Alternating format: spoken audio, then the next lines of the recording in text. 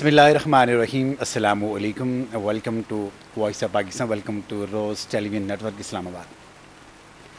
मुल्क पाकिस्तान की हुकूमत ने माली साल 2024-2025 का बजट मंजूर कर दिया है और अगर हम तखमीने लगाते हैं देखते हैं कि 18,887 अरब का बजट यहाँ पे मंजूर कर दिया गया है। इस बजट की बहुत सी खूबियाँ भी हैं और बहुत से जो हमारे हलके हैं उनमें इसकी बात गश्त सुनाई दे रही है। ये कोई नई बात नहीं है कि ये बजट अगर इस साल पेश किया गया है तो बहुत से लोग अपने अपने अंदाज में इसको डिस्कस किए जा रहे हैं और कुछ तो लोग ऐसे हैं कि जिनको मराहत मिली हैं लेकिन इसके बावजूद वो खुश नहीं हैं, और जिनको मराहत नहीं मिली हैं तो वो तो वैसे भी नहीं खुश हैं। लेकिन बड़ी दिलचस्प बात यह है कि जिनकी सैलरीज़ को 25% इंक्रीज़ कर दिया गया वो लोग ज़्यादा बातचीत कर रहे हैं इस बजट के एतबार से, और जिनकी सैलरीज़ एक आम जो मुलाजमीन हैं प्राइवेटली जो काम करते हैं, जो उनकी सैलरीज़ को जब हम देखते हैं कि 32,000 से इंक्रीज़ करके 36,000 तक पहुंचा दिया गया है कि वहाँ पे कोई बातचीत नहीं हो रही। लेकिन अलमिया ये है कि होना तो ये चाहिए था कि जिनकी सैलरीज़ कम थी वहाँ पे ज़्यादा इंसान डिस्कशन करते, इसके ऊपर इसके एस्पेक्ट्स हमारे सामने आते, लेकिन इसकी जो बरअक्स जो चीज़ें हैं वो हमारे सामने आई हैं। देखते हैं कि ग्रेड 1 से लेकर 16 तक 25% के एतबार से इंक्रीमेंट मिली है, और इसी तरह से जब हम देखते हैं कि ग्रेड 17 से लेकर 22 तक ये 22% के एतबार से इनकी सैलरीज में यहाँ पे इंक्रीमेंट हुई है, इजाफा किया गया है। ये भी पेंशनर से इनको 22% की पेंशन में इजाफा किया गया है। बाकी भी चीज़ें इसके साथ साथ हम देखते हैं कि एजुकेशन सेक्टर में एक खतीर अमाउंट वहाँ पे मुख्तस कर दी गई है, डिफेंस के ऊपर लगा दी गई है, और साथ साथ जो हमारे मुल्क की एक्सपोर्ट्स हैं उसके ऊपर, साथ इन्वेस्टमेंट्स के ऊपर जो यहाँ पे टैक्सेस वगैरह इम्पोज कर दिए गई हैं। ये सारी की सारी जो यहाँ पे चीज़ें हैं, हम ये सोच रहे होंगे, आप ये सोच रहे होंगे कि मुल्क पाकिस्तान की आवाम ने जो मंतखब जो गवर्नमेंट आगे भेजी थी उन्होंने दर्द दिल सीने में रख के आपके लिए इतना ज़बरदस्त किस्म का बजट सामने रखा है, लेकिन ऐसा कुछ भी नहीं है। इसलिए ऐसा नहीं है। ये बजट हमारे वज़ीर-ए-आज़म साहब खुद कह रहे हैं कि ये IMF की शराइत के मुताबिक उन्होंने बना के इम्पोज़ किया है। हम तो जिससे उसको यहाँ पे एक्सेप्ट करने के लिए बैठे हुए थे। हमने कहा ठीक है जनाब, अगर आप जो हम कहेंगे, आप जो कहेंगे तो हम उसी के मानने के लिए यहाँ पे तैयार हैं। लेकिन अफसोस की बात यह है कि जिन लोगों को हम यहाँ पे इलेक्ट करके आगे भेजते हैं उनको तो आइडिया होता है कि राजा बाज़ार की गली में जो लोग रहते हैं और वहाँ पे जो एक आम जो रेहड़ी वाला है, छाबड़ी वाला है, उसकी क्या ज़िम्मेदारी है, उसकी क्या बजट है, उसके घर के क्या बजट है, वो उस नुमाइंदे का पता होता है। इसी तरह से जब हम लाहौर की बात करते हैं तो वहाँ पे अनारकली बाज़ार में जो लोग रहते हैं उनकी क्या ज़रूरियात हैं, शेखापुरा में लोग रहते हैं, कराची में लोग रहते हैं, साहिल समंदर पे जो मछेरे हैं उनकी क्या क्या ज़रूरियात है। हर इंसान के घर का बजट होता है और उस एरिया के जो लोग हैं, जो उनके रिप्रेजेंटेटिव है, उसको आइडिया होता है कि भाई मेरे एरिया की ये ज़रूरत है, उसके मुताबिक वो अब म्यूचुअली अंडरस्टैंडिंग के तहत एक अमाउंट रखी जाती है लोगों की डेवलपमेंट के लिए। लेकिन ये मुझे इस चीज़ की समझ नहीं आई कि IMF को क्या आखिर समझ है कि वो हमारे एक ले मेन से लेके टॉप लेवल तक जो हमारे ब्यूरोक्रेट्स हैं उन तक के लिए बजट उसने बना के दे दिया।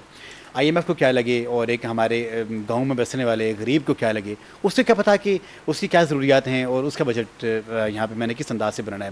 तो फिर मेरे ख्याल में हमारी हुकूमत को ये चाहिए था कि भाई वो IMF को ये कहते हैं कि भाई एक आम जो आदमी है उसके घर का भी बजट आप हमें यहाँ पे बना के दें ताकि हम इसको अपने मुल्क में इम्पोज करें। मुझे कहते हैं मोहम्मद एजाज बशीर और आप शो देखने वॉइस ऑफ पाकिस्तान, जो मेरे माज़िज़ पैनलिस्ट आज के इस शो का हिस्सा बने हैं, मैं उनका आपको तारफ़ कराता चलूँ, किसी भी तारफ़ के मोहताज नहीं हैं।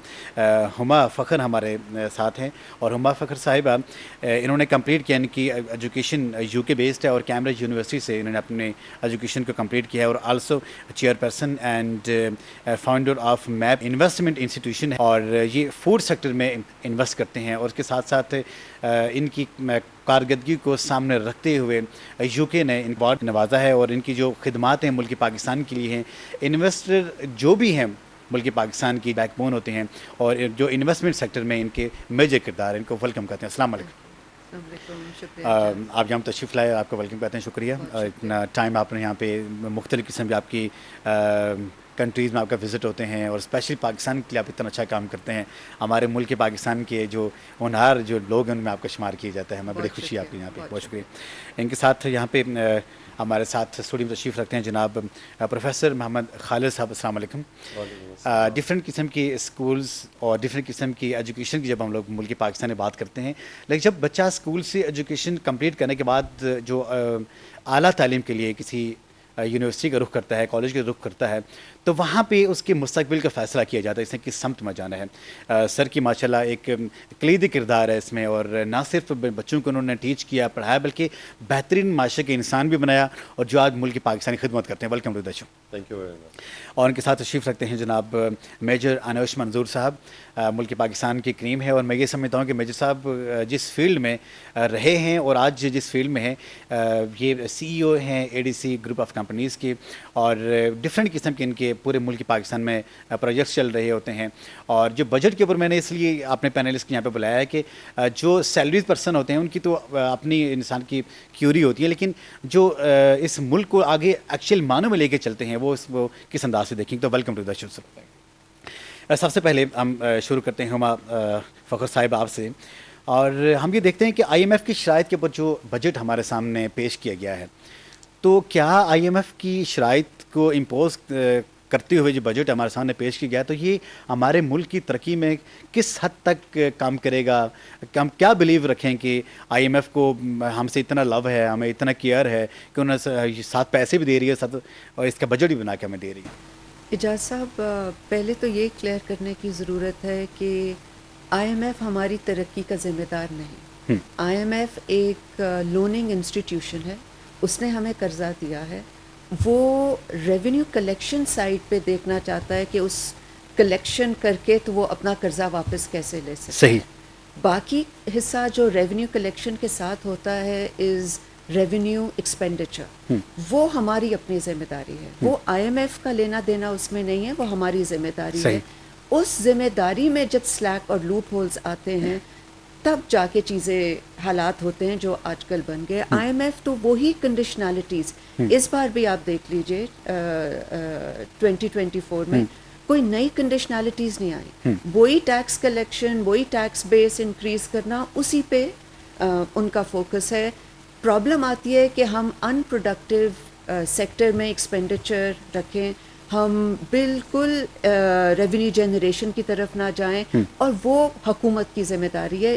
لوپ ہول سارے ادھر ہیں. مین پرابلم آئی کہ آپ نے لوگوں میں کبھی انویسٹ نہیں کیا, لوگوں کی اسکلز میں, ہیلتھ میں, ایجوکیشن میں, اور انویسٹ کرتے بھی کیسے. کسی بھی ترقی یافتہ ملک کو آپ دیکھ لیجئے, یہ لوگوں میں انویسٹمنٹ شروع ہوتی ہے, چھوٹے بزنس میں انویسٹمنٹ شروع ہوتی ہے لوکل باڈیز سے, ان کے تھرو. لوکل باڈیز ہیں نہیں, اور پروونسز جو ان باڈیز کو مانیٹر کرتے ہیں ان میں کیپیسٹی نہیں ہے. لوگوں میں انویسٹ نہیں ہوا.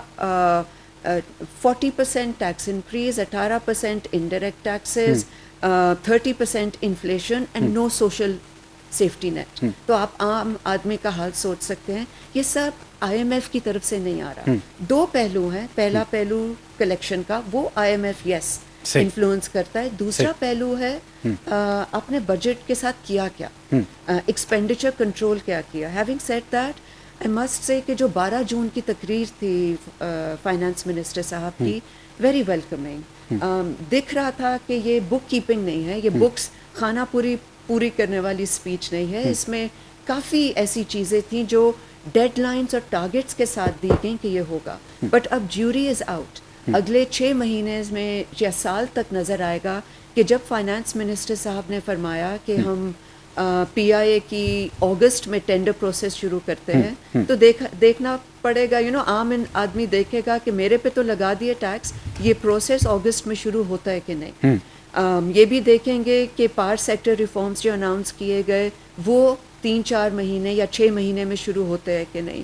اسی طرح بڑا ضروری ہے جو پہلے کبھی نہیں ہوا کہ ایف بی آر کی ڈیجیٹائزیشن.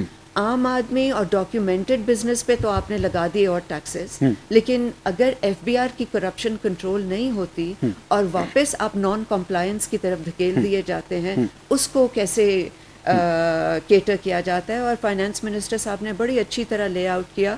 کارنداز نام کی کمپنی کو آؤٹ سورس کی گئی یہ پروسیس. تو ویل سی کہ اگلے 6 مہینے میں یہ پروسیس شروع ہوتی ہے یا صرف عام آدمی اور ڈاکیومنٹڈ بزنس ہی ٹیکس دیتا جائے گا. اور سب سے ضروری چیز فائنانس منسٹر صاحب نے فرمایا کہ کچھ ڈپارٹمنٹس اور منسٹریز کو رول بیک کیا جائے گا. ٹھیک ہے, ایم این ایز کا آنوریریم انکریز ہوا, مے بی کچھ لیول تک جسٹیفائڈ، بٹ اگر اگلے 6 مہینے میں یہ رول بیک نظر نہ آیا دین آدمی کی تکلیف میں اضافہ ہوتا ہے کہ آپ نے ہم پہ سب کچھ لگا دیا، لیکن دوسری طرف جو آپ کے وعدے ہیں اور آپ کی ڈیڈ لائنس ہیں وہ شروع یہاں پہ ایک کوشچن ریز ہوتا ہے کہ ہم نے دیکھا ہوا کہ اگر آئی ایم ایف اگر آپ کو فنڈنگ کرتا ہے جی پھر اس کو تو اپنی فنڈنگ ریکوری کرنی ہے نا، بالکل تو ریکوری کرنے کا اسے ایک روڈ میپ آپ کو دیا. جی اگر اس روڈ میپ میں اگر ہم اپنی چیزیں اپنے ملک کی انٹرسٹ کو سامنے رکھتے ہوئے ہم ایڈ کریں گے تو پھر ایک میں یہ سمجھتا ہوں کہ کمپریہنسو پورا پلان بنا کے ہم پورے سال کی فورکاسٹنگ کے سامنے رکھتے ہیں، ہم اس کو پلان کرتے ہیں، بجٹ کو پلان کرتے ہیں. لیکن اس بجٹ میں جو ایک چیز ہمارے سامنے آتی ہے کہ چیزیں اگر ہم ملازمین کی تنخواہوں کی بات کرتے ہیں تو ان کو تو چلو 25% انکریز کر دی بھی گئی ہے، لیکن ساتھ جو ٹیکسیز کا ایک بوجھ یہاں پہ رکھ دیا گیا، ایک ہاتھ سے آپ ان کو دے رہے ہیں، دوسرے ہاتھ سے آپ ان کو یہاں پہ لے رہے ہیں، تو اس کی سمجھ نہیں آتی کیا یہ بھی ان کے آئی ایم ایف کی طرف سے تھا؟ ایکچولی اعجاز صاحب یہ اس حکومت کی صرف ہیلپ لیسنس نہیں ہے، یہ 25 سال کی نااہلی ہے جو اس سٹیج پہ ہمیں لے آئی ہے. پہلے اگر آپ 10 سال پہلے کرتے تو مے بی پھر بھی ٹائم تھا کہ ہم اس پروسیس کو سلو کرتے تھے اور عام آدمی اور ڈاکیومنٹڈ بزنس کے ساتھ جو انبلیویبل لیول کے ٹیکسز لگے ہیں وہ اس پیس پہ نہ آتے. اب کیونکہ اکانومی کا حشر اس لیول پہ آ گیا ہے کہ اب چوائس نہیں ہے، اب صرف اس پیس پہ ہی ہم سب یہ کیا جا سکتا ہے. سو یس یہ ایک نااہلی 2 دہائیوں کی ہے جو اب آ کے ہمارے سامنے کھڑی ہو گئی. صحیح. اور اب چوائس نہیں ہے، آپ کو یہ کرنا پڑے گا. آپ سلو بھی نہیں کر سکتے کہ عام آدمی کو تھوڑا ریلیف دے دیں یا ڈاکیومنٹڈ بزنس کو ریلیف دے دیں، کیونکہ اب پروسیس اس قدر بگڑ گئی ہے کہ اب رائٹ اوے چیزیں سدھارنی پڑیں گی. زبردست آپ کا انالیسس ہمارے سامنے آیا کہ آئی ایم ایف نے جو اپنی جو کلیکشن ہے کہ جو انہوں نے ایک انسٹالمنٹس ہیں جو انہوں نے اس سے پہلے بھی دی، ابھی بھی وہ دینے کے لیے جا رہے ہیں، تو اس کی گٹ بیک کے لیے انہوں نے ایک پوری پلاننگ ہمارے سامنے رکھی ہے. لیکن ہماری گورنمنٹ میں سے کچھ چیزیں ایسی بھی ہیں کہ جو انہوں نے خود سے ایڈ کر کے جو آپ کا بجٹ آپ کے یہاں پہ سامنے رکھا ہے. لیکن اس بجٹ کی جو ایک بات مجھے جو اپیل کی اچھی لگی وہ یہ تھی کہ جو ٹیکس کیلکولیشنز اس سے پہلے جو تھی اور یہاں پہ ٹیکس کو اس بار جو انہوں نے امپوز کیا تو ٹیکس جو کلیکشن اس سے پہلے نہیں ہو رہی تھی، اور جن لوگوں کی میں یہ سمجھتا ہوں کہ انکم زیادہ تھی وہ ٹیکس بھی تھوڑا دے رہے تھے. اب جن لوگوں کی انکم زیادہ ہے وہ زیادہ ٹیکس دیں گے، جس کی وجہ سے یہ چیخ و پکار جو ہمارے سامنے یہاں پہ سننے کو آ رہا ہے. پروفیسر صاحب آپ کی طرف بڑھیں گے. اس سے پہلے جو لاسٹ ایئر جو بجٹ پیش کیا گیا تو جو ایجوکیشن کے اوپر ٹوٹلی تقریباً 8 ارب روپے کا ایک تخمینہ رقم وہاں پہ مختص کی گئی. لیکن اس بار جو ہمارے بجٹ میں جو اس بار ریسنٹلی 2024 اینڈ 2025 کا جو بجٹ ہے 20 ارب 25 کروڑ روپے کی ایک خطیر قسم کی رقم ایجوکیشن سیکٹر میں وہاں پہ انویسٹمنٹ کے لیے دی گئی.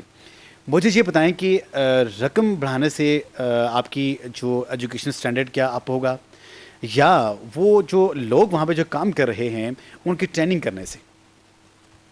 بہت شکریہ اعجاز صاحب یہاں بلانے کا، اور بڑا اہم پروگرام ہے، آپ نے اس میں مجھے مدعو کیا روز ٹی وی کا، اور آپ کا بہت شکریہ. Thank you. میں تو کوئی اکانومسٹ تو نہیں ہوں، میں تو ایجوکیشن سے میرا تعلق ہے. میم چونکہ زیادہ ماہر ہیں، انہوں نے بہت اچھا تبصرہ کیا. بیسیکلی آئی ایم ایف کی جب آپ بات کرتے ہیں وہ تو ایک ڈونر ایجنسی ہے. صحیح. ایک عام آدمی بھی جب کسی کو لون دیتا ہے تو وہ یہ اسیس کرتا ہے کہ کیا یہ آدمی جس کو میں لون دے رہا ہوں یہ پے بیک کر لے گا یا نہیں کرے گا. ایک تو ایک سمپل سا اصول ہے، میرا خیال لے مین بھی، اسٹریٹ میں رہنے والا بندہ بھی جانتا ہے. جی. آپ بینک میں جب جاتے ہیں وہاں سے کوئی چیز لون اپلائی کرتے ہیں تو بینک پہلے گارنٹی مانگتا ہے آپ سے، اور وہ یہ دیکھتا ہے کہ کیا اس کی فائنینشیل اسٹیٹس ایسا ہے کہ میرا لون واپس کر سکے گا کہ نہیں. صحیح. آپ کو یاد ہوگا کچھ عرصہ پہلے ہمارے جو موجودہ وزیر اعظم ہیں شہباز شریف صاحب، میرا تو پالیٹکس سے تعلق نہیں ہے لیکن ظاہر ہے پالیٹکس ہم دیکھتے تو ہیں سارا دن. انہوں نے ایک جملہ کہا تھا جس پہ بڑا شور مچا تھا، انہوں نے کہا تھا بیگرز آر ناٹ چوزرز. آپ کو یاد ہوگا یہ اسٹیٹمنٹ جو ہے نا، دیکھیں یہ ایک فیکٹ ہے. آپ جب کسی سے مانگنے جاتے ہیں نا تو پھر وہ اپنی ٹرمز پہ آپ کو ڈکٹیٹ کرواتا ہے. صحیح. وہ پھر آپ سے نہیں پوچھتا کہ آپ نے کیا کرنا ہے اور کیا نہیں کرنا. وہ تو جب انہوں نے یہ جملہ کہا تھا بڑا طوفان مچا تھا، اور بڑے جو ہماری حب الوطنی ہے وہ بھی جاگ جاتی ہیں اس سچویشن میں. لیکن مسئلہ یہ کہ ہمارے یہاں حقیقت کو تسلیم نہیں کیا جاتا. ہمارے یہاں 2 الف کا مسئلہ ہے، بجٹ کا مسئلہ نہیں ہے. ایک الف ہے ایمانداری اور ایک الف ہے انا. مسئلہ آپ نے بھی مجھ سے پوچھا کہ جی ایجوکیشن سیکٹر میں ہم نے اتنے پیسے رکھے. اب اتنا انکریز ہو گیا, اس کا کیا افیکٹ ہوگا. مسئلہ بجٹ کا نہیں ہے, مسئلہ پیسوں کا نہیں ہے. اعجاز صاحب مجھے کوئی 34 ایئرز ہو گئے پڑھاتے ہوئے, اور میں نے اسکول لیول پہ, کالج لیول پہ, یونیورسٹی لیول پہ ہر جگہ پڑھایا ہے, ہر ایج گروپ کو میں نے ڈیل کی. ہمارے یہاں مسئلہ نیت کا ہے. آپ کو یاد ہوگا اسلام آباد جہاں میں اور آپ بیٹھے ہوئے ہیں, یہاں پر سپر مارکیٹ میں ایک ماسٹر ایوب صاحب ہوتے. وہ ماسٹر ایوب صاحب مجھے نہیں معلوم وہ مارننگ میں کیا کرتے تھے, لیکن شام کو وہ فٹ پاتھ پہ بیٹھ کے جو بچے ہوتے تھے نا, یہ پکرز وغیرہ جی جی, ان کو بٹھا کے وہ پڑھایا کرتے تھے. صحیح. وہ میڈیا میں بھی ان پہ بہت عرصہ چرچا ہوا. مجھے بتائیں ماسٹر ایوب صاحب کو گورنمنٹ نے کتنا بجٹ دیا تھا؟ Zero budget. صرف ان کے دل میں درد تھا. ان کے دل میں درد تھا کہ جو بچے ہیں جو کوڑا سارا دن اٹھاتے ہیں بیچارے, یہ افورڈ نہیں کر سکتے کسی اسکول میں جانا. وہ بیٹھ کے ان کو, میں نے خود دیکھا اپنی آنکھوں سے ان کو, کہ وہ بیٹھ کے شام کو ان بچوں کو وہ تختی پہ, وہ سلیٹ پہ, وہ کاپی پہ, جو بھی ان کے بیچاروں کے ریسورسز ہوتے تھے وہ ان کو پڑھاتے تھے. ایک انہوں نے بورڈ رکھا ہوتا تھا, وہ کوئی چارج نہیں کرتے تھے وہ کسی سے, نہ ان کا کوئی بجٹ تھا. اور میرا یہ خیال ہے کہ انہوں نے سینکڑوں بچوں کو پڑھایا. یہ صرف ایک ماسٹر ایوب ہے, اور بھی بہت سے لوگ ایسا کام کر رہے ہیں. اور جو لوگ یہ کام کر رہے ہیں وہ بجٹ کے بارے میں نہیں سوچتے. اگر ہم تھوڑی دیر کے لیے ایماندار ہو جائیں, اپنی نیت صاف کر لیں کہ ہم نے یہ کام کرنا ہے, تو میرا نہیں خیال پیسہ کوئی بہت بڑا اس میں ہرڈل ہوگا. اور ہمارے یہاں انفارچونیٹلی جو میں نے دیکھا, آبزرو کیا, وہ یہ کہ یونیورسٹی میں, آپ نے ابھی ذکر بھی کیا اپنے انٹرو میں کہ یونیورسٹیز ہیں. بیسیکلی یونیورسٹی ایک ادارہ ہوتا ہے جہاں پہ ریسرچ کی جاتی ہے. عام طور پر میں تو یہ سمجھتا ہوں بینگ اے ٹیچر, یونیورسٹی ایک ادارہ ہے جہاں پہ سرچ کی جاتا ہے, جہاں پہ ریسرچ کی جاتی ہے. لیکن انفارچونیٹلی ہمارے یہاں وہاں ریسرچ کی بجائے سرچ ہو رہی ہوتی ہے. اور مجھے بتائیں 77 ایئرز ہو گئے ہیں پاکستان کو بنے ہوئے. پاکستان میں بے شمار یونیورسٹیز ہیں, گورنمنٹ سیکٹر میں اور پرائیویٹ سیکٹر میں. ہر سال ان کی رینکنگ ہوتی ہے, بڑے اچھلتے ہیں جی ہماری رینکنگ میں یہ ہماری اسٹینڈنگ ہے, یہ ہماری اسٹینڈنگ ہے. مجھے یہ بتائیں 77 ایئر میں کوئی بڑی آپ نے سائنٹیفک انوینشن کی ہو ایک عام آدمی کی زندگی میں جس کا فرق پڑ گیا ہو, تو میں آپ کو جواب دوں ایسا نہیں ہو رہا. ہماری یونیورسٹیز بھی وہی ٹریڈیشنل قسم کی ٹیچنگ کر رہی ہیں, رزلٹ کارڈ بانٹ رہی ہیں, نہ اسکلز پروڈیوس کر رہی ہیں بچوں میں, نہ کانفیڈنس پروڈیوس کر رہی ہیں. میں ایسے لاتعداد گورنمنٹ کے ٹیچرز کو جانتا ہوں جن کا میرے ساتھ انٹریکشن ہوتا رہتا ہے اکثر. آپ ان کی گفتگو سنیں, آپ ان کے اسٹاف روم میں جائیں, وہاں پہ کیمراز تو نہیں ہوتے نا, وہاں پہ تو عام لوگوں کی اپروچ ہوتی ہے. آپ یقین کریں کہ وہ 10 گھنٹے کسی چیز کو ڈسکشن کریں گے تو اس میں سے 9 گھنٹے ہوگا کہ میری ACR کیسی ہے, میری انکریمنٹ کب لگ رہی ہے, میری پروموشن کب ہو رہی ہے. ان میں سے ایک بندہ بھی اس بات پہ تیار نہیں ہے کہ میں نے آج کتنے بچوں کو پڑھایا ہے, کیا میں نے ایمانداری سے اپنی کلاسز لی ہیں کہ نہیں, کیا میں نے اپنے سلیبس کور کیا ہے کہ نہیں, کیا میں نے ان بچوں کے لیے ایگزام کے لیے تیار کیا ہے کہ نہیں. یہ کسی کو کوئی پرواہ نہیں. اور دوسری بات جو میں نے آپ کو دوسرا الف بتایا تھا, انا کا مسئلہ. ہم نے ہر چیز کو انا کا مسئلہ بنایا ہوا ہے. ہر آدمی یہاں سپر مین ہے. آپ دیکھیں شام کو ٹیلی ویژن پہ نا 7 سے 11 بجے تک شوز ہوتے ہیں, ایک سے ایک ارسطو آپ کو نظر آئے گا, ایک سے ایک ارسطو. ہر اینکر, یہ اعجاز صاحب میرے سامنے بیٹھے ہیں, وہ سمجھتے ہیں کہ مجھ سے اچھا اینکر اور کوئی نہیں. میں یہ بیٹھا ہوں, میں سمجھتا ہوں کہ مجھ سے اچھا ٹیچر اور کوئی نہیں. یہ بڑا مسئلہ ہے. ہم دوسرے کو اسپیس نہیں دیتے. ہم جب تک ہمبل نہیں ہوں گے, ڈاؤن ٹو دا ارتھ نہیں ہوں گے, اور دوسرے لوگوں کی ایبلٹیز کو, صلاحیت کو, اسکل کو مانیں گے نہیں, اور ان کو مواقع نہیں کریں گے, ملک کبھی ترقی نہیں کرے. شاندار آپ کا آرگومنٹ ہمارے سامنے ہے. اور کیونکہ جو پروگرام ہم آ رہے تھے راستے میں, اور میم سے ڈسکشن اسی بات پہ ہو رہی تھی کہ 22 لاکھ مربع میل پہ حکومت کرنے والے جناب عمر رضی اللہ عنہ خلیفہ دوم, آخر ان کا بھی دور زبردست سنہری لفظوں میں آج بھی یاد کیا جاتا ہے. وجہ کیا تھی کہ رات کے اندھیرے میں اگر ایک خاتون جا رہی ہے گھوڑے پہ, تو وہ بالکل زیور لش پش سے اعتبار سے تیاری سے جا رہی ہے, تو گھوڑے کی لگام پکڑ لیتے ہیں کہ اندھیرے میں کہاں جا رہی ہے, کس راستے میں جا رہی ہے. تو اس عورت نے ان کو بہت سخت لہجے میں یہ کہا کہ آپ کی ہمت کیسی ہوئی کہ میرے گھوڑے کی نکیل پکڑنے کی, کیا یاد پھر آج عمر مر گیا ہے یا پھر تو خود عمر ہے.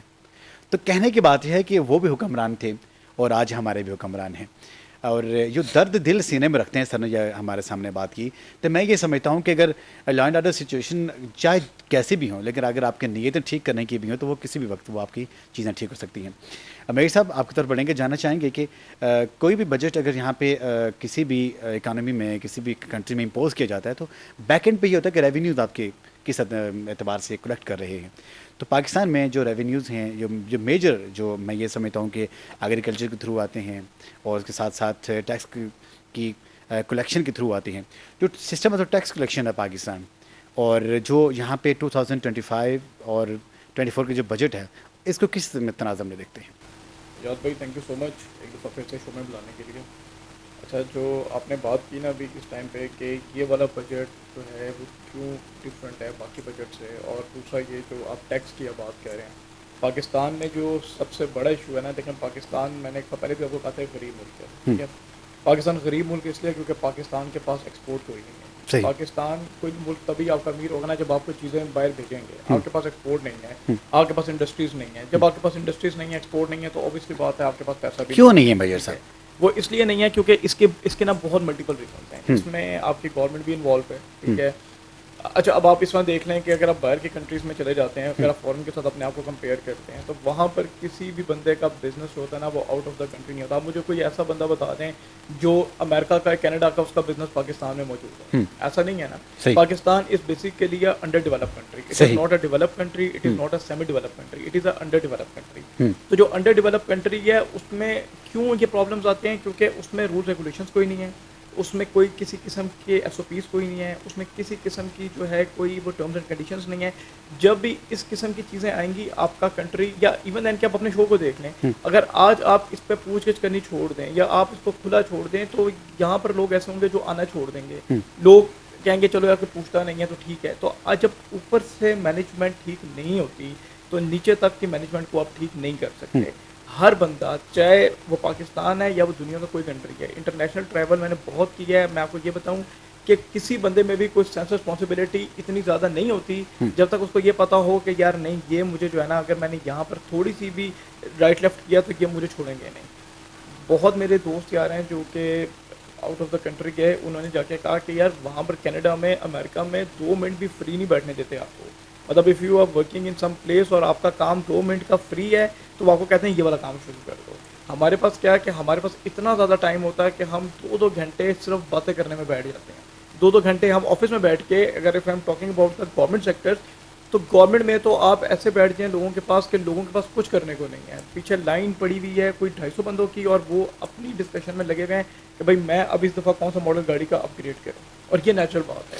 تو ٹیکس کی جو کیلکولیشن, ارے دیکھیں ٹیکس جو ہے نا ہماری کیا کہتے ہیں 90% عوام تو ٹیکس دیتی نہیں, ٹھیک ہے. ٹیکس دیتے کون سے ہیں؟ یہ بیچارے مڈل کلاس دے رہے ہیں, لوور مڈل کلاس دے رہے ہیں, تنخواہ دار لوگ دے رہے ہیں, دیٹس آل, ٹھیک ہے.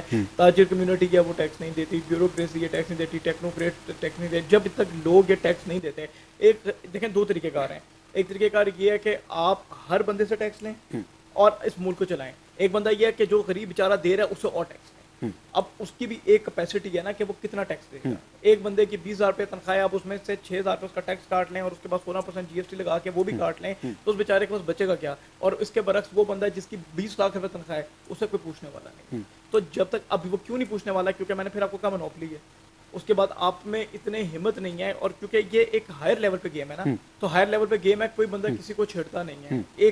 یہ ایک بیسیکلی دیکھیں کہ یہ ایک گٹھ جوڑ ہے. جب تک آپ ایک گٹھ جوڑ کو توڑیں گے نہیں, اس میں آپ کو بہت زیادہ سیریس فیصلے لینے پڑیں گے, اس میں بہت زیادہ آپ کو سیریس ایکشنز لینے پڑیں گے جس کے اوپر لوگ آپ کے پاس آئیں گے. ادروائز آپ اگر اسی طرح چھوڑ دیں. اور پھر جو دوسری بات آ گئی نا IMF کی, میں نے آپ کو شاید پہلے بھی ایک بات کی تھی اور پروفیسر صاحب نے بات ٹھیک کی کہ آپ جب بھی کسی بندے کے پاس جاتے ہیں نا قرضہ لینے کے لیے, تو وہ سب سے پہلے دیکھتا ہے کہ بھائی آپ کی ورتھ کیا ہے کہ میں آپ کو قرضہ دوں یا نہ دوں. اور یہ ایسا نہیں ہے کہ پاکستان کو پہلی دفعہ قرضہ ملے, سے 23 دفعہ پہلے بھی IMF نے پاکستان کو قرضہ دیا ہوا ہے. Pakistan unable to return it. تو وہ اب اس دفعہ انہوں نے کہا کہ بھائی ہر دفعہ یہ قرضہ لے لیتے ہیں, قسط کی باری آتی ہے پھر معاف کرا لیتے ہیں. تو ایسا مطلب ہر بندہ مفت میں تو قرضہ نہیں دے گا نا. اس دفعہ انہوں نے اپنی ٹرمز اینڈ کنڈیشنز لگائی ہیں کہ بھائی ہمیں کیونکہ ہمارے پیسے واپس چاہیے تو بنا کے بھی پالیسی ہم دیں گے. تو جب آپ کے پاس کوئی آپشن نہیں ہے, آپ کو جب آپ کیا کریں گے؟ آپ کیا کریں گے؟ شاندار. ایک چیز جو ہمارے سامنے آتی ہے کہ پاکستان میں جو ٹیکس پیئر ہیں ان کی تعداد بہت کم ہے. اس بار کو اسٹرکٹلی نظام چلا ہے کہ بھائی لوگوں کی سمز کو بلاک کر دیا گیا اور ان کے آئی ڈی کارڈ کو سامنے رکھتے ہوئے جتنے ان کے اکاؤنٹس وغیرہ تھے ان کو فریز کرنے کی کوشش کی جا رہی ہے. یہ تمام کی تمام جہد ہیں, یہ تمام کی تمام جو اسٹرکٹنس اسی لیے ہے کہ جتنے بھی پاکستان کے جو لوگ ہیں جن کی آمدنی اس لیول تک پہنچتی ہے وہ ٹیکس ضرور پے کریں. اور یہ تو ہمارے لیے بھی یہ چیز سامنے آتی ہے کہ جب ہم ٹیکس پے نہیں کریں گے تو ہمارا ملک کبھی بھی ترقی نہیں کر سکتا. کیونکہ میم ہمارے سامنے ہیں ہما فخر صاحبہ, جس طرح میں نے انٹرو میں بھی کہا کہ چیئر پرسن اور فاؤنڈر بھی ہیں, اور میپ کیپٹل کی کہ انویسٹمنٹ کے اعتبار سے ان کا ہیوج قسم کا ایکسپیرینس بھی ہے, نالج بھی ہے. تو ابھی ہم جس تناظر میں اس بجٹ کے سامنے اس کو لا کے دیکھتے ہیں کہ کیا یہ بجٹ انویسٹر کے لیے فرینڈلی ہے یا نہیں ہے, اور دوسرے یہ کہ ایس آئی ایف سی کو جو ٹارگٹس کیا اس کا اچیو کرے گا یا نہیں کرے گا, اس کے بدلا. آئی تھنک اپوزٹ چیز ہے. ایس آئی ایف سی اس قدر انٹرسٹنگ اور سپر انسٹیٹیوشن آن پیپر ابھی تک جیسے کاف کیا گیا ہے, S I F C itself will be a big support for the budget. دوسری طرف نہیں ہے کہ بجٹ اس کو کیسے سپورٹ کر سکتا ہے. S I F C can become a big pillar for the budget. ایک کنٹری جس کو اسٹاروڈ ہے ڈالرز کے لیے, جس کو ڈیسپریٹ نیڈ ہے ڈالرز کی, اس کے لیے historically I think S I F C blessing ہے. کیوں؟ بیکاز انویسٹر دو چیز دیکھتا ہے. نمبر ون, اس کی فرسٹ فیز میں ڈفرینٹ منسٹریز سے جو کوآرڈینیشن ہوتی ہے ان میں ڈیلیز ہوتا ہے. ایس آئی ایف سی نے ایک میکنزم دیا ہے فرسٹ کاؤنسل کی فارم میں, جو سب کے سب اکٹھے بیٹھے ہیں ایک کمیٹی کی فارم میں. دوسری پرابلم انویسٹر دیکھتا ہے کہ میری امپلیمنٹیشن پلان میں کتنی ڈیلیز آئیں گے. ایس آئی ایف سی نے ایک امپلیمنٹیشن کمیٹی الگ بنائی ہے from the coordination committee. That is absolutely brilliant way forward. But اب جو گیپ ہے بیونڈ پیپر, جو چیز نظر آنی چاہیے کہ وہاں ایکسپرٹیز کیا ہے. سے اگر آپ نے $100 بلین کا ٹارگٹ رکھا ہے, میری نظر میں تو یہ $100 بلین صرف ایگریکلچر ہی لا سکتا ہے اکیلا, اگر آپ ایگریکلچر کو ہی پکڑیں. لیکن یہ صرف کمیٹیز اور امپلیمنٹیشن کی حد تک یا بزنس کو انگیج کر کے بھی اکیلا نہیں آئے گا. یو نیڈ 3-4 سیکٹرز جو آئیڈینٹیفائی ہوئے ہوں اور ان کے ایکسپرٹس وہاں بیٹھے ہوں جو پلان آؤٹ کر رہے ہوں, کاو آؤٹ کر رہے ہوں, اور پاکستان کو دوسری کنٹریز میں مارکیٹ کر رہے ہوں. یہ ماڈل بیسیکلی قطر نے اپنایا ہے. ایس آئی ایف سی بھی مور اور لیس قطر انویسٹمنٹ اتھارٹی والا ماڈل یوز کر رہا ہے, لیکن اس کو قطر انویسٹمنٹ اتھارٹی نے ایکسپرٹ سے بھرا ہے. فار ایک ایگزامپل, جیسے اگر چولستان میں ایس آئی ایف سی کے پاس 50,000 ایکڑ ہے, تو اس پہ آپ ایگری زون مت بنائیے. You know that is just an expert, my personal view.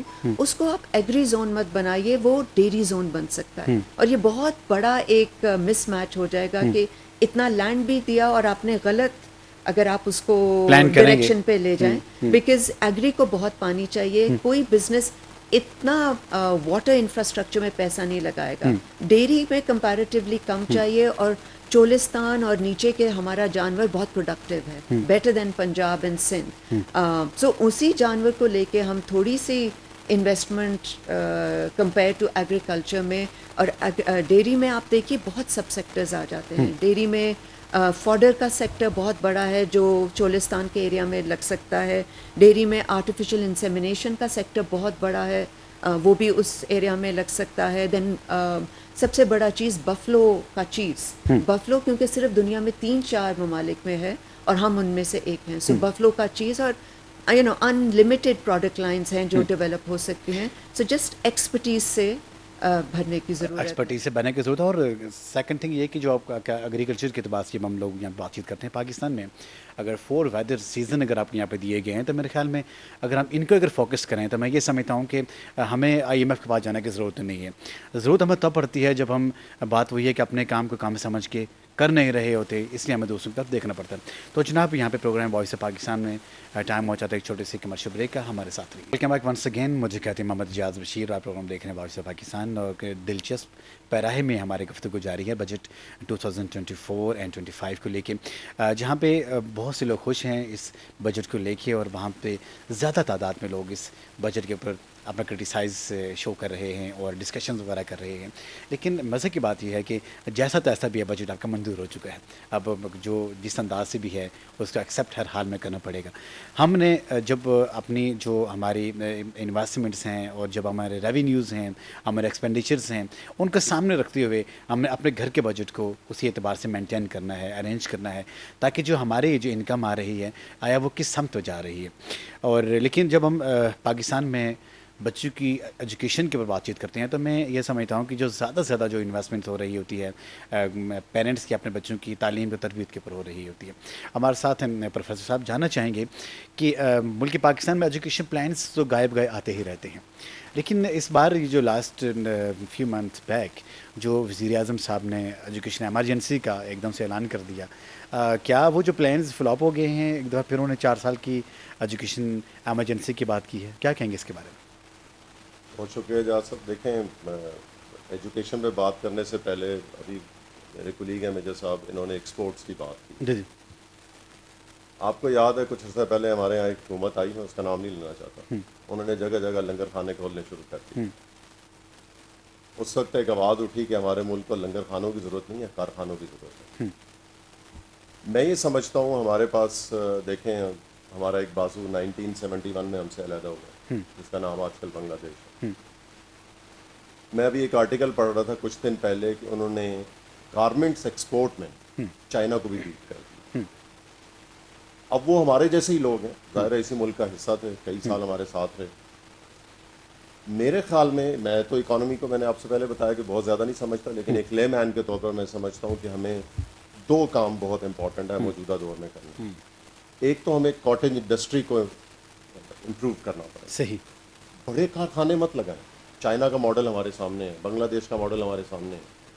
چھوٹی چھوٹی کاٹیج انڈسٹریز ہم ڈیولپ کریں, جس کے لیے بڑے سرمایے کی ضرورت ہے. ان کاٹیج انڈسٹری میں ہم کوئی نہ کوئی چیز پروڈیوس کریں. ایک تو اس سے امپلائمنٹ ملے گی, دوسرا ہماری جو چیزیں ہیں پروڈکٹس وہ باہر ہم اس کو ایکسپورٹ کر سکیں گے. اس سے ہم زر مبادلہ کمائیں گے, فارن ایکسچینج, جو ظاہر ملک کے لیے خون کی طرح ہوتی ہے. صحیح. دوسرا میرے خیال میں آئی ٹی سیکٹر جو ہے وہ بڑا امپورٹنٹ ہے. آئی ٹی سیکٹر میں بھی ہمارے یہاں ایک فوج ہے جو آئی ٹی پڑھ رہی ہے اس وقت. میں آپ کو بتاؤں کہ 10 بچے آتے ہیں نا کالج میں ایڈمیشن لینے کے لیے جہاز صاحب, تو ان میں سے 9 کہتے ہیں ہم نے کمپیوٹر سائنس پڑھنی ہے. اب یہ اگلے 5-10 سالوں میں ایک سیلاب آ جائے گا ملک میں آئی ٹی ایکسپرٹس کا, جیسے اس سے پہلے بزنس کا. یس, جیسے بزنس میں آیا. ہمارے یہاں اصل میں پرابلم یہ ہے کہ ایک بھیڑ چال ہے.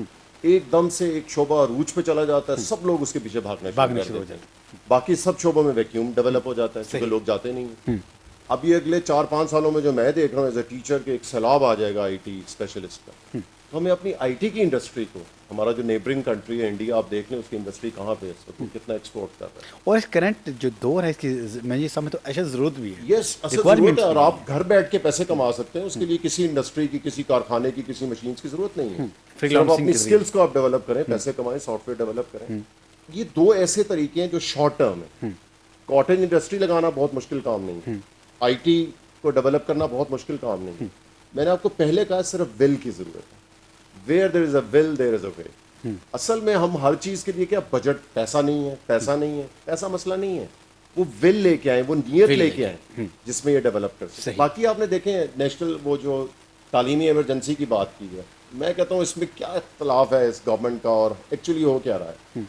ہمارے یہاں اعجاز صاحب جو فیکٹ ہے نا یہ کہ 3 مہینے آج کل سخت گرمی ہے. دیکھیں آپ بھی پسینے میں شراب ہو رہے ہیں, ہم بھی ہیں. ابھی میرے صاحب بھی شکایت کر رہے ہیں کہ بہت گرمی ہے. ہم کہتے ہیں جی 6 مہینے ہم نے پڑھنا نہیں ہے کیونکہ گرمی بہت ہے اس ملک میں, جو اپریل سے شروع ہو رہی ہے, مئی, جون, جولائی, اگست, سپتمبر تک چلے گی. جیسے ہی تھوڑی سی سردی پڑتی ہے تو جی فاگ بہت ہے, سردی بہت ہے, ہمارے بچے باہر نکلیں گے تو کیا ہو جائیں گے, ہم نے نہیں پڑھنا. مجھے بتائیں 6 مہینے آپ نے گرمیوں میں نہیں پڑھنا, 4 مہینے آپ نے سردیوں میں نہیں پڑھنا, تو پیچھے پڑھنے کے لیے وقت کون سا رہ گیا.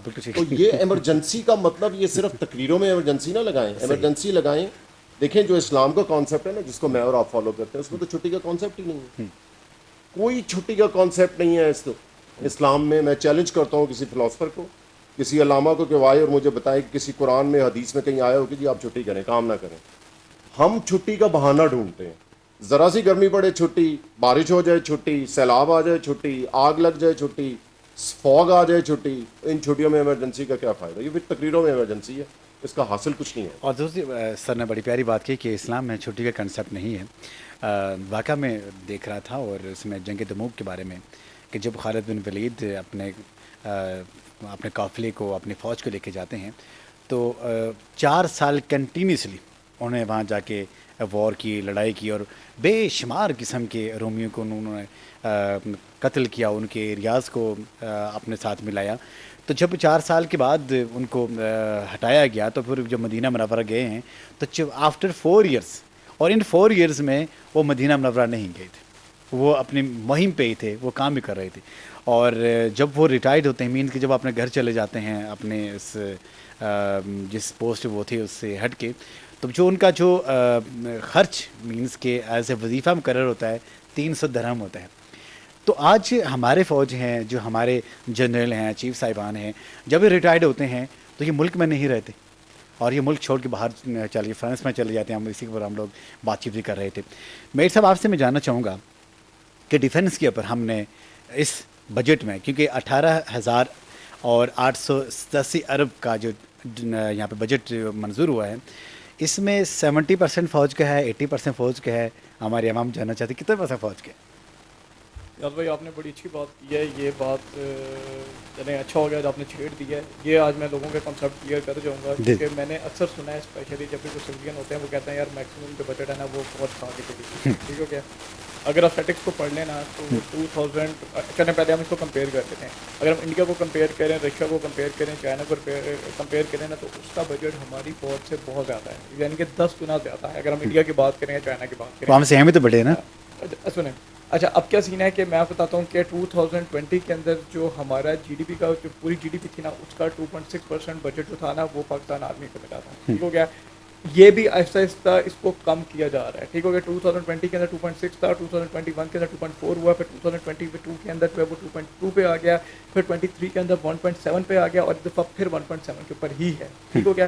اچھا اب میں آپ کو ایک چیز اور بتا دیتا ہوں. دیکھیں سمپل سی بات یہ ہے کہ آپ کا ایک شو ہے نا, یا کوئی بھی ایک ایڈمنسٹریشن ہے, اس کو چلانے کے لیے خرچے چاہیے. ٹھیک ہو گیا. ڈیفینس اس لیے آپ کو چاہیے کیونکہ آپ کی آرمی, آپ کی ایئر فورس, آپ کی نیوی, ان کے اکوپمنٹس ہیں, ان کے ٹروپس ہیں, ان کی تنخواہیں ہیں, ان کی پینشنز ہیں. اچھا پھر یہ بات میں نے سیاچین, میرا ایک دوست مجھے کہتا تھا, سول تھا, کہ یار تم لوگوں نے بہت زیادہ نا لوٹ مچائی دی اور تم لوگوں نے فوج کا نا بہت زیادہ پیسہ جو ہے وہ دی. تو میں نے ان سے کہا کہ بھائی بات میں جو میں پے لے رہا ہوں نا وہی پے میں آپ کو دیتا ہوں, جسٹ کم ود می, اور ایک دن میرے ساتھ گزارو آ کے. ٹھیک ہے. تو پتہ کیا ہے, آپ کے پاس کیونکہ کانسیپٹ نہیں ہے, آپ کے پاس چیزوں کا نالج نہیں ہے. 70% بجٹ 80% بجٹ فوج نہیں لے کر جاتی آپ کا. ٹھیک ہے. پوری دنیا کو چلانا ہے, پورے ملک کو چلانا ہے, تو ظاہر سی بات ہے اس کے لیے کچھ نہ کچھ بجٹ آپ نے اس کو دینا ہے. اور اس ٹائم پہ جو آپ کا ہر جگہ سے جو آپ کے ملک کو سیو کیا ہوا ہے وہ آرمی نے کیا ہے. ڈیفینس میں کتنا اس بار مختص کیا ہے, یہ ہمارے سننے والے. اٹ از 1.7% ہے جو جی ڈی پی کا ہے آپ کا. ٹھیک ہو گیا نا. 1.7% اونلی جی ڈی پی کا ہے, اور پچھلے سال بھی اتنا ہی تھا. ٹھیک ہو گیا. اور یہ بہتر ہوتا جا رہا ہے. اگر میں نے آپ کو بتایا نا کہ 2020 سے کر کے بھی کمپیئر کر لیں تو یہ بہتر ہوتا جا رہا ہے. ہو سکتا ہے اگلے سال اس سے بھی بہتر ہو جائے. آرمی بھی اپنے اوپر کٹ ڈاؤن کر رہی ہوتی ہے, لیکن دیکھیں میں نے آپ کو پھر وہی بات بتایا کہ اس کی اپنی ریکوائرمنٹس ہیں. یہ لوگوں کے پاس ایک غلط کانسیپٹ آ گیا ہے کہ یار سارا پیسہ ایسا نہیں ہے, فوج نہیں کھاتی سارے کا سارا پیسہ, لیکن اس کی ڈومینز دیکھیں نا آپ کتنی زیادہ ہیں. ڈومین زیادہ ہیں, اور اگر آپ کا کوئی فلوڈ آ جاتا ہے فوج سب سے پہلے آ جاتی ہے. اگر پاکستان کرکٹ ٹیم کو اگر آپ یہ سمجھتے ہیں کہ ان کو ٹریننگ دینی ہے تو فوج سب سے پہلے آ جاتی ہے, اور اس کے ساتھ وہ انفارچونیٹلی میچ ہار بھی سکتے ہیں, وہ اور بات ہے. نہیں اس میں کہ وہ ان کا لینا دینا نہیں ہے. دیکھیں یہ آپ یہ دیکھیں کہ آرمی کی کتنی زیادہ ڈٹرمینیشن ہے کہ وہ کہتی ہے کہ چلو یار ہم سکھاتے ہیں. یار ان کی کتنی ڈٹرمینیشن ہے کہ وہ کہتی ہے, اب آپ خود دیکھیں فلڈ آیا ہے, ارتھ کویک ہوا ہے, کچھ بھی ہوا ہے, تو سب سے پہلے آپ کی فوج جاتی ہے آگے. ٹھیک ہے. آپ کے کسی قسم کے بھی جس پہ جان کا رسک ہوتا ہے سب سے پہلے فوج آگے کھڑی ہوتی ہے آگے. آپ میں یہ سمجھتا ہوں جو ہماری کرکٹ ٹیم ہے اس میں بھی کچھ ایسی چیزیں ہونی چاہیے جس طرح کہ اس کو کوئی ایسے عہدیداران آئیں ہماری ملٹری کی طرف سے ان کو ٹرین کریں کہ بھائی آپ نے یہ میچ جیتنا ہے, کیونکہ اتنے 25 کروڑ عوام کا دل ٹوٹ جاتا ہے جب ایک چھوٹی سی ٹیم سے یہ ہم یو کے سے ہار جاتے ہیں جو فرسٹ وہاں پہ ڈیبیو کر رہی ہے. اینیویز یہ اور ٹاپک ہے. کھیلا بڑا اچھا تھا, لیکن وہ یہ ہے کہ بعد میں کچھ انڈیا کے ساتھ بھی وہ اتنا پیارا میچ تھا, لیکن آئی ڈونٹ نو ہم پھر بھی ہار گئے. چلیں یہ سلسلہ چلتا رہے گا, لیکن ہم بیسٹ وشز رکھتے ہیں. آج ہم ہیں تو ہمارے اپنی فوج کی وجہ سے. میم آپ کی طرف آتے ہیں. ہم آپ ہمیں یہ بتائیے گا کہ ہمیں ڈالر کی اشد ضرورت ہے, لیکن جب ڈالر کی ضرورت ہوتی ہے تو پھر آف کورس ہمیں ڈالر چاہیے ہوتا ہے. ایکسپورٹ ہم کریں گے تو پھر ہمیں آئیں گی ڈالرز. اب ایکسپورٹ کو ڈالرز کو آپ کس سینیریو میں اس بجٹ کے حوالے سے دیکھ رہے ہیں؟ ایکچولی تھوڑا سا ایکسپورٹ کے حوالے سے مجھے لگا کہ اتنا فیئر نہیں تھا کہ اس سٹیج پہ جب اکانومی ڈوینڈل کر رہی ہے اور ڈالرز کی بھی ضرورت ہے کہ آپ ایکسپورٹ پہ اس قسم کا ٹیکس لگائیں. اس سے پہلے پریزمپٹیو ٹیکس ہوتا تھا آرٹیکل 143 کی رجیم. اس میں ہوتا تھا کہ ایک اینی ایکسپورٹر جس کی کمپنی 90% سے زیادہ ایکسپورٹ میں بھیج رہی ہے وہ اس آرٹیکل کے نیچے پریزمپٹیو ٹیکسیشن میں آ جاتی تھی. اب انہوں نے on top of that corporate tax بھی لگا دیا. یہ ایک ڈس انسینٹیو ہو جائے گا انلیس آپ ایف بی آر کو ریفائن کریں, آپ ایف بی آر کی ڈیجیٹائزیشن کریں. اگر آپ اس کو پراپرلی نہیں کرتے اور یہ دونوں ٹیکس بھی آپ امپلیمنٹ اس طریقے سے کر دیتے ہیں تو وہ آپ دھکیل رہے ہیں نان کمپلائنس کی طرف. سو آئی تھنک یہ تھوڑا سا اس کا بیلنسنگ ایکٹ ہونا چاہیے کہ یہ ایکسپورٹس اسپیشلی دیکھیے ابھی سر بول رہے تھے کہ آئی ٹی سیکٹر اینڈ پورا Pakistan is actually doing take and I T education and 5 years is going to be a boom. آپ نے اس پہ بھی لگا دیا. سو جو گروتھ جہاں آ رہی تھی اس کو ٹیکس ہالیڈے ڈیفینیٹلی ملنی چاہیے. ایک ایگزامپل دیں 2005 میں جب ڈیری سیکٹر کو بہت بوسٹ دے رہے تھے تو ایک ٹیکس ہالیڈے دی تھی اور اس ٹیکس ہالیڈے کے نتیجے میں لٹرلی 0 فارم سے کوئی 21 فارمز کارپوریٹ ڈیری فارمز بنے تھے. تو اگر آپ کو کچھ انکریج کرنا ہے تو آپ you have to give tax holidays and not multiply the tax. So that I feel should be balanced in for the. اور سیکنڈ تھنگ یہ کہ جب آپ کی الیکٹریسٹی کی بات کی جائے اور ساتھ ساتھ یہاں پہ سولر پینلز کی بات کی جائے, آپ کی الیکٹریسٹی کا جو شارٹ فال ہے وہ ریمین دا سیم ہے. وہ اور بات ہے کہ مطلب ہم لوگ کچھ ایسے رینٹل پروجیکٹس ہیں جس کو بیس کرتے ہوئے ہمارے جو الیکٹریسٹی کا جو سسٹم آج وہاں پہ گوئنگ آن ہے. لیکن جو سولر پینل کا جو ایک سسٹم آپ لوگوں نے لانچ کرایا رادر دین کہ پہلے یہ باتیں چلیں کہ میں یہ سمجھتا ہوں کہ بھائی اس کے اوپر آپ لوگوں کو ٹیکس امپوز کرنا ہے, لیکن یہ میں یہ سمجھتا ہوں گورنمنٹ کی ایک اچھی پالیسی گڈ وے ہے کہ اس کے اوپر آپ نے ٹیکس نہیں لگایا. اس کس وے سے دیکھتے ہیں؟ No, I think solar is the way. I think it is France. اگر مجھے صحیح یاد آ رہا ہے کہ جس پچھلے ہفتے فرانس کی الیکٹریسٹی اکانومی جو کول بیسڈ ہے وہ مائنس میں جا رہی ہے. اس قدر سولر پازیٹیو ہو گئی ہے. اگر ایس ایم ایز سپورٹ مل جائے, اگر یہ سولر سسٹم آ جائے اس میں اور اسکلز ہو جائیں, ان 3 کا کمبینیشن ہو جائے اور گھر گھر سے ایکسپورٹ ہو رہی ہو چاہے 10 پروڈکٹس کی, آپ کے ڈالرز آنے سے کوئی نہیں روک سکتا. But yes solar will be a big part of it. زبردست. ہمارے ساتھ کیونکہ جب مختلف قسم کے لوگوں کا انٹریکشن ہوتا ہے تو بات سے بات نکلتی ہے. جو ہمارا ایجوکیشن سیکٹر ہے, جب ہم اس کی بات کرتے ہیں جو پرائیویٹ جتنے بھی انسٹیٹیوشنز ہیں ان کے اوپر ٹیکسز کی اس بار بھرمار کر دی گئی ہے, اور میں یہ سمجھتا ہوں کہ جو میجر جو اسٹیک ہولڈر ہے آپ کا پرائیویٹ سیکٹر ہے, ایجوکیشن سسٹم ہے.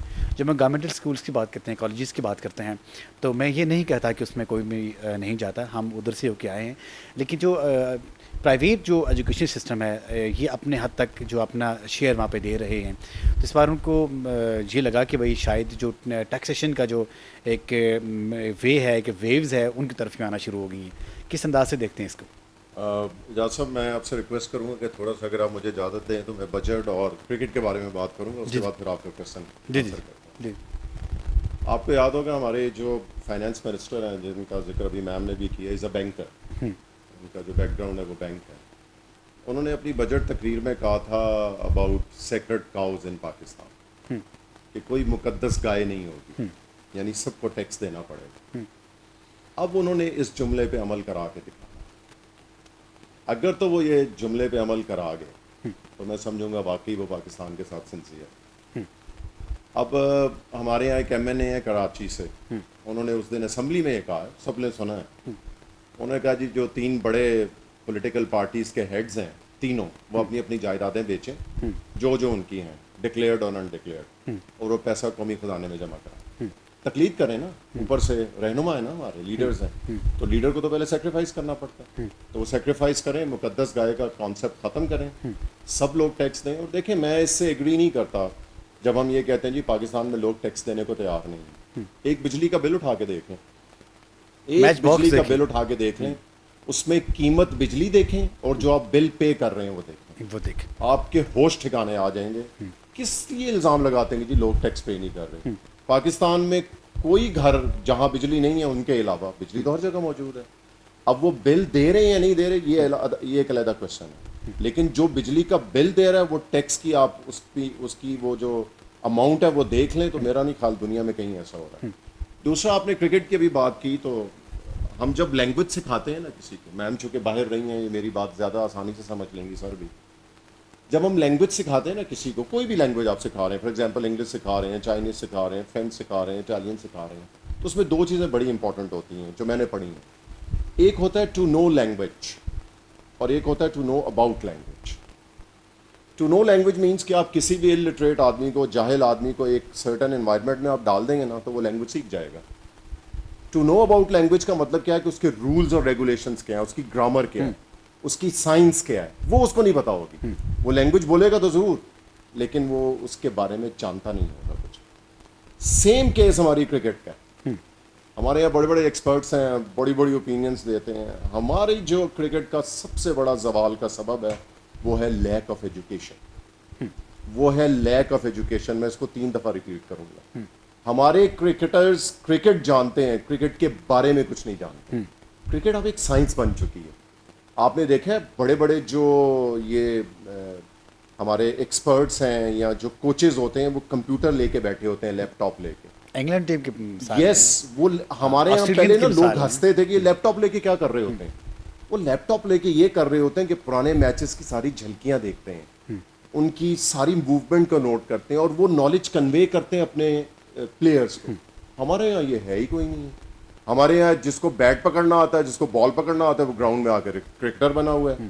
اس سے کرکٹ کے بارے میں کوئی ڈسکشن کر لیں اس کو الف بے نہیں پتہ. الف بے نہیں پتہ. اور یہی حالت ہے کہ اس کے بارے میں دیکھتے ہیں کہ جب ہم کسی چیز کے بارے میں نہ ہوا ہمیں ہوگا ہی نہیں, تو میرے خیال میں پھر اس کے اوپر ڈسکشن کرنا فضول ہے. جس طرح سر نے بڑی میں یہ سمجھتا ہوں کہ سوری آپ کو میں انٹرپٹ کر رہا ہوں, میں یہ سمجھتا ہوں کہ ہمارے پلیئرز کو کوچنگ کی بجائے ٹیچنگ کی ضرورت ہے. لیکن ساتھ ساتھ انسان کو اس فیئر کی بھی ضرورت ہونا چاہیے, اور درد کی بھی ضرورت ہونا چاہیے کہ جو آپ اتنے 25 کروڑ لوگوں کو ریپرزینٹ کرتے ہیں اور وہاں جا کے ایک چھوٹی سی ٹیم سے اگر آپ اپنا مطلب ہار جاتے ہیں تو یہ کوئی اچھی بات نہیں ہے.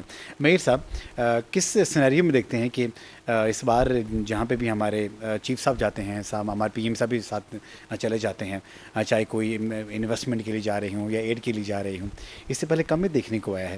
لیکن ابھی تک ہمیں کوئی خاطرخواہ انویسٹمنٹ نہ قطر سے آئی ہے, نہ سعودی عربیہ سے آئی ہے, نہ چین والے اس دن آئے تو وہ بھی ہم سے ناراض ہو کے چلے کہ پہلے آپ خود ایک دوسرے سے ملیں تو اس کے بعد ہم لوگ یہاں پہ آئیں گے.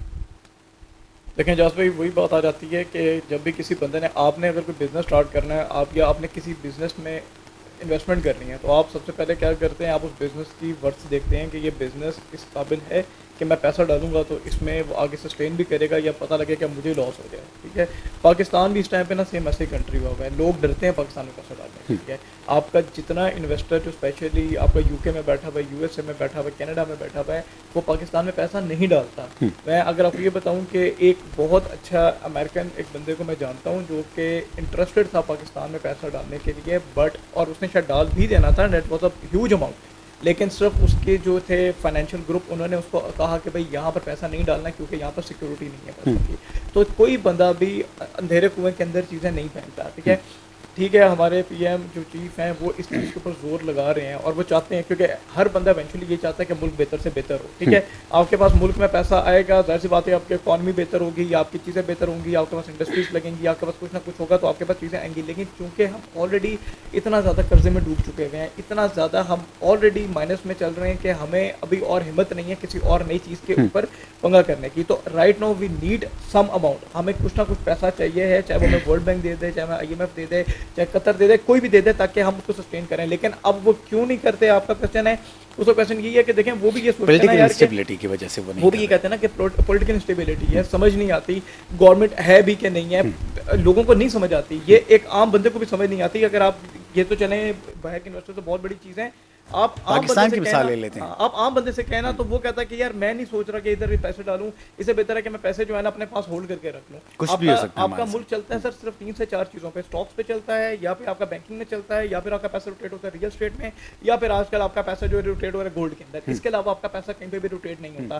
ایک سیگمنٹ ڈاؤن ہو جاتا ہے, لوگ نکال کے دوسرے میں رکھ دیتے ہیں, وہاں سے ڈاؤن ہوتا ہے لوگ نکال کے تیسرے میں رکھ دیتے ہیں, وہاں سے ڈاؤن ہوتا ہے لوگ چوتھے میں رکھ دیتے ہیں. ریئل اسٹیٹ آپ کی برے طریقے سے ڈاؤن ہو گئی ہے, لوگوں نے نکال کے گولڈ لینا شروع کر دیا ہے. بینک نے انٹرسٹ ریٹ کم کر دیے, لوگوں نے اسٹاکس میں ڈالنا شروع کر دیا. ٹھیک ہے, پیسہ تو لوگوں کے پاس ہے لیکن لوگوں کے پاس وہ ٹرسٹ نہیں ہے, وہ ٹرسٹ نہیں ہے لوگوں کو. اور جب کچھ بھی نہیں بچتا تو لوگ ڈالر خریدنا شروع. ایگزیکٹلی, جب کچھ نہیں بچتا تو پھر آپ نے خود پروموٹ کر دیا باہر کی کنٹریز کو, تو پھر آپ پیچھے بات کیا کرتے ہیں؟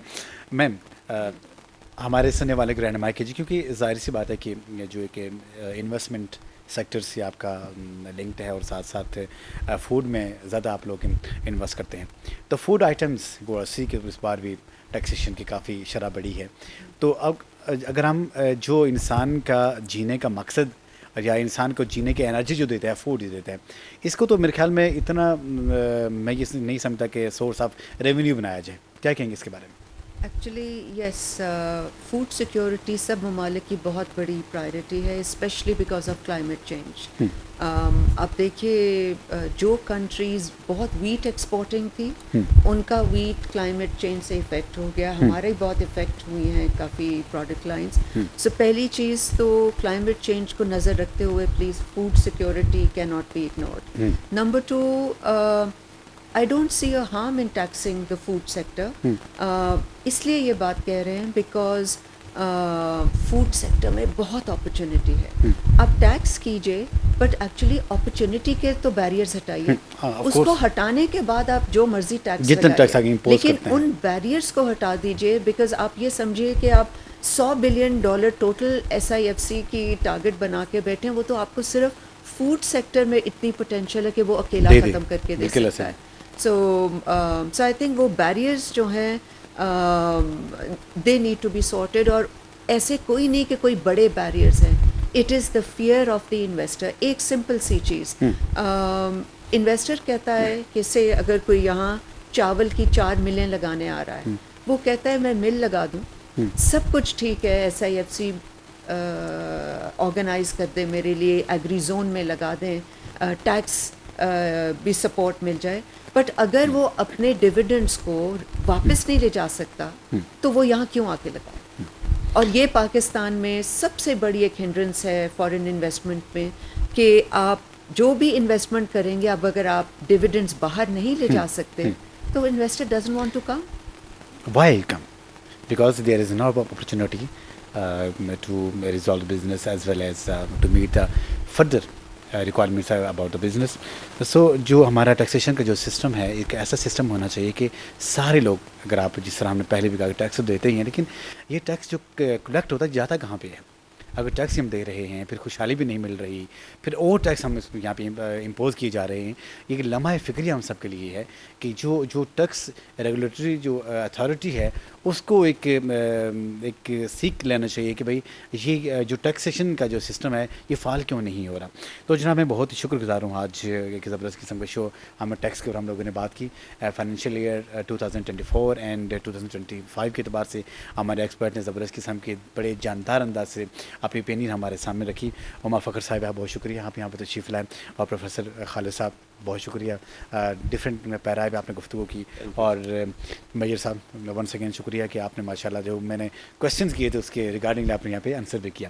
تو جناب پاکستان ہے تو ہم سب ہیں, تو کوئی بھی یہ مت سمجھے کہ ہم اس سے مبرہ ہیں کہ ہم ٹیکس نہیں دیں گے تو ہم پروگریس کی طرف جائیں گے. اگر ہم یہ چاہتے ہیں کہ ہمارا ملک پروگریس کرے, دنیا میں ایک نام ہو, تو پھر باقی لوگوں کی طرح ہمیں بھی اپنا جو ٹیکس دینے کی جو روش ہے اس کو قائم دائم رکھنا چاہیے.